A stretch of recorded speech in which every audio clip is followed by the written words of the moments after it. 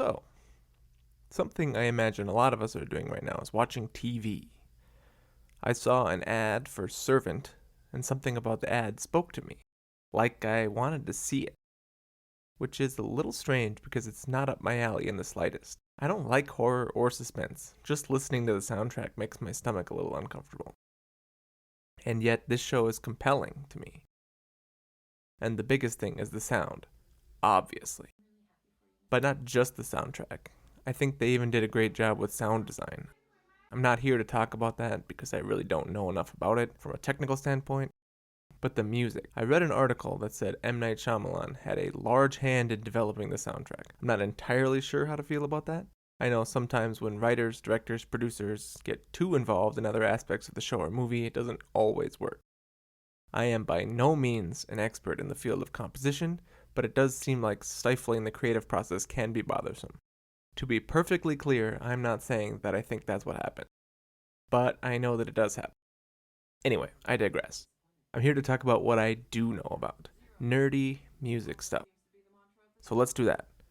Oh, and while I won't be talking about major plot points in this video, I will still put up a spoiler warning because I will be showing and talking about the plot.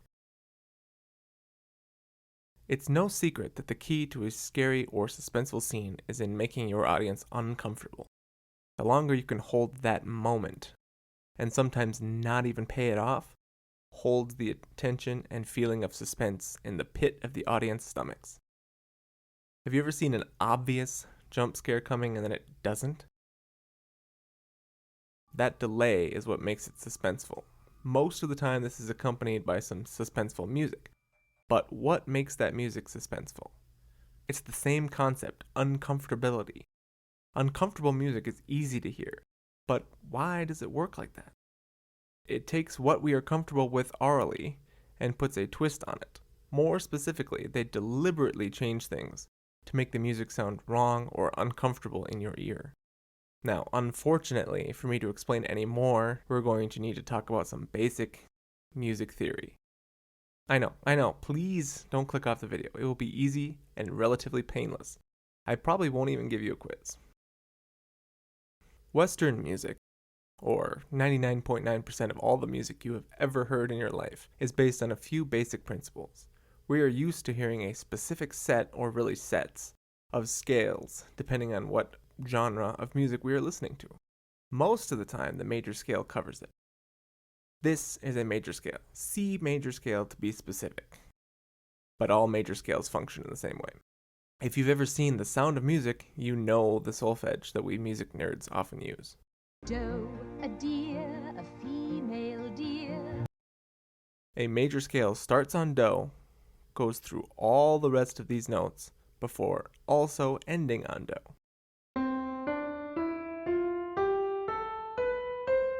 Each of the relationships between the notes are the same, no matter where you start. Our ears are very used to hearing this. Now imagine we played the major scale like this.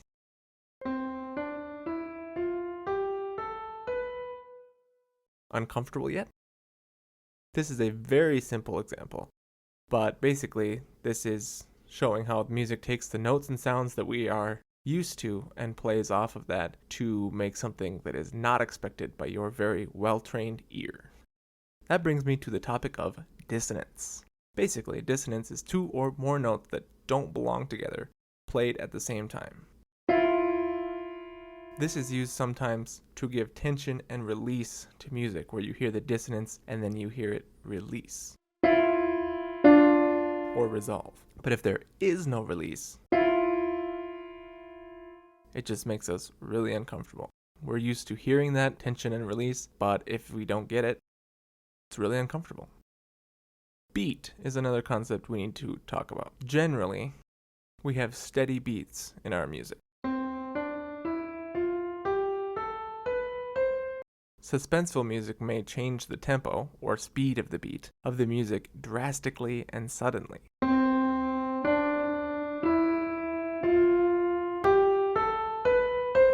Or even better, it will give you the feeling of multiple tempi at the same time. How about pitch? Basically, how high or low a sound is. Suspenseful and scary music use the extreme highs and lows, outside of what we normally hear. The high notes can sound like something very grating and uncomfortable, something like,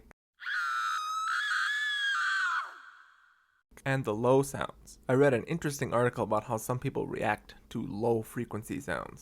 I linked it down below if you're interested. The last topic we have to talk about is meter. It is basically how the beat is separated into strong and weak beats. Just listen to this.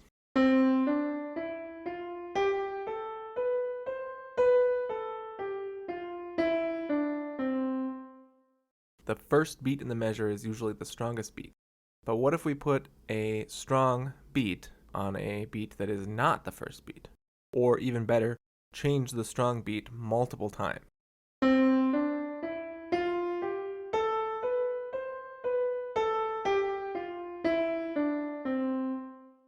Alright, is everyone okay still? Don't worry, it's all over now. I'm going to look at some specific examples from the music itself. First one here is the opening theme. I have written out the glockenspiel or bells part. Some of the intervals are not within the scale we are used to. I have highlighted some of the strange intervals. Listen to how they don't fit within what you're used to hearing.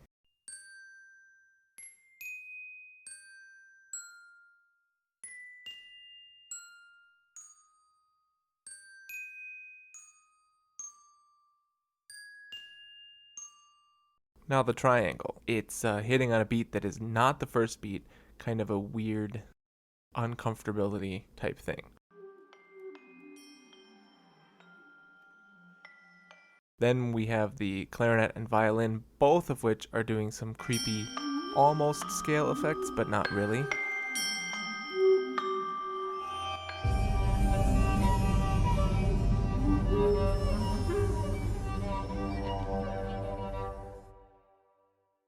Alright, and the soundtrack, this one is entitled Jericho.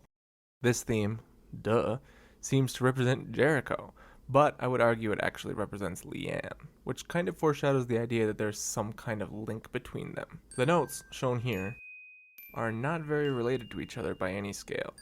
More importantly, the glockenspiel are sustaining the notes, so they are all heard at the same time.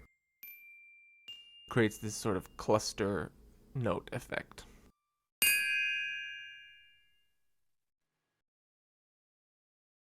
This one, entitled The House, strongly demonstrates how a sudden change of tempo can increase the intensity of the piece.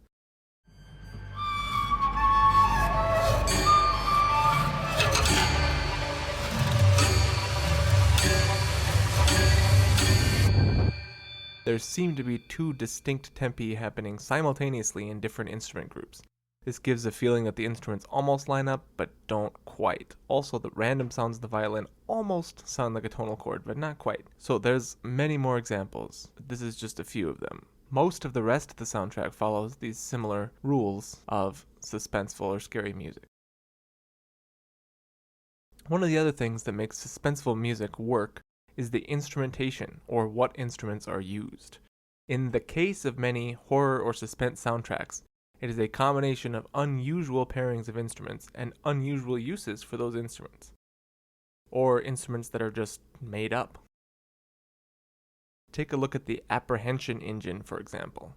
I linked a video down below if you want to see how it works. It's pretty cool. Much of the instrumentation in Servant is done with piano, violin, glockenspiel, glass bowls, pots and pans, and a few other woodwind instruments. The composer experiments with different techniques for violin, since he is not a violinist, and uses also a violin bow on the glass bowls and the glockenspiel. Don't get me wrong, I'm not saying he invented those techniques, they've been around for a long time, but he certainly used them very effectively in this soundtrack. Well, anyway, I think we've all had enough.